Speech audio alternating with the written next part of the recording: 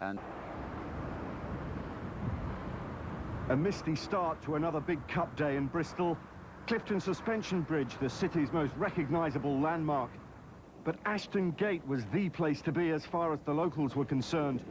And no one's more of a local than Johnny Woodford, a City fan since 1909. I should be 94, September the 24th. Of course, the younger generation were there in force too. Charlton fans sported the painted face look, but should it be red and white or white and red? Meanwhile, opposing managers Alan Kirbishley and Russell Osman were reminiscing. They played against each other in the 1975 FA Youth Cup final. Inside the Charlton dressing room, Gary Nelson limbered up to the music. Kim Grant had his own routine. But Stuart Balmer preferred to just take it easy, as Kirbishley chalked up the names for the tactics talk. Outside, Charlton's other joint manager, Steve Gritt, was psyching himself up too. City's way of preparing for the game was a gentle session in the gymnasium. Nearly 6,000 Charlton fans had made the trip from South London, a place in the quarter-finals at stake.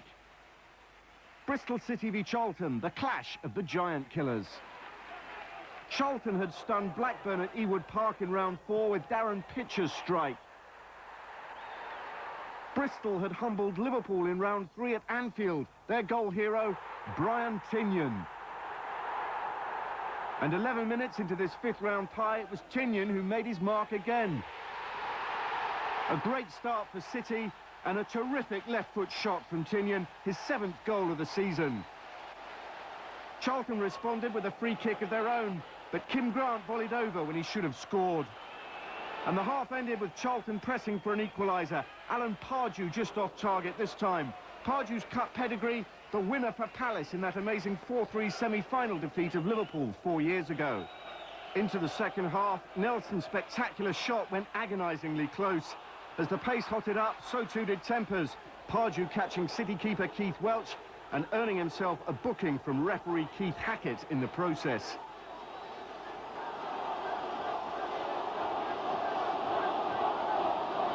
Charlton's equaliser followed soon afterwards. Scott Minto did well down the left, crossing for Mark Robson.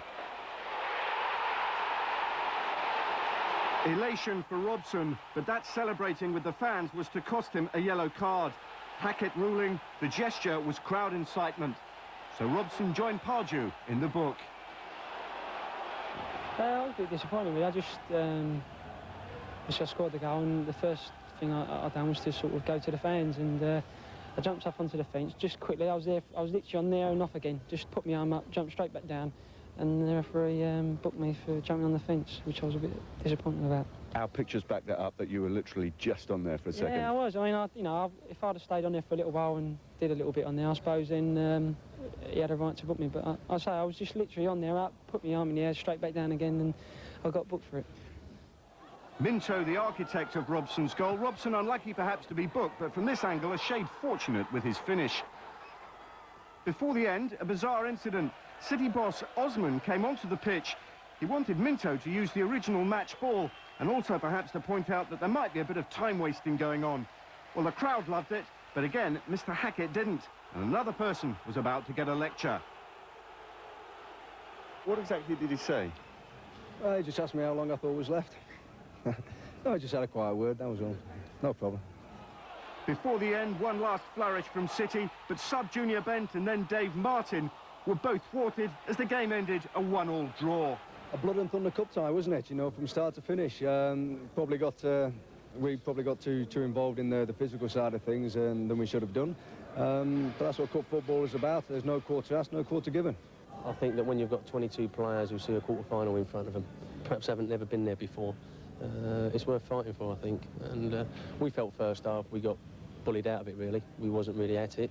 Second half we came out and we got more into the game.